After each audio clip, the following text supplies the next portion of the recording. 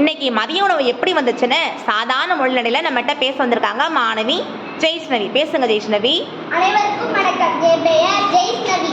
நான் 4ஆம் வகுப்பு படிக்கிறேன். மதிய உணவு திட்டம் எப்படி வந்துச்சுன்னு உங்களுக்கு தெரியுமா? நான் சொல்றேன் பாருங்க ஒரு கவிதை. காமராஜர் முதலமைச்சராக இருந்தப்ப அவரோட காலில் வந்துகிட்டு இருந்தாரு.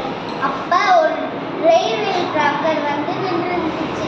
அப்ப அந்த வழியில் வந்த பையனை ஆடு மேய்ச்சிட்டு வந்த பையன் காமராஜர் கூப்பிட்டு, இங்க வா தம்பி, நீ பள்ளிக்கூடத்துக்கு போலையா அப்படின்னு கேட்டியா காமராஜர்.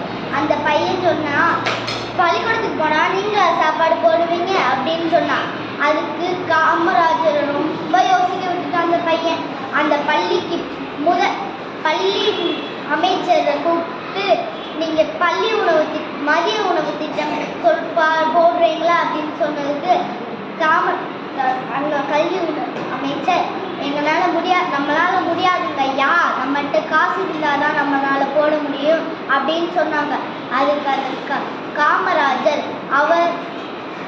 காமராஜரே மதிய உணவு திட்டம் போட்டு நம்மளுக்கு சாப்பாடு போட்டார். இப்ப புரியுதா எப்படி நம்மளுக்கு மதிய உணவு திட்டம் போட்டாங்கன்னு? நன்றி, வணக்கம். மிக அருமையாக மொழிநடையில சாதாரண மொழியில பேசிய மாணவி ஜெய்ஷ்ணவிக்கு வாழ்த்துக்கள். நன்று.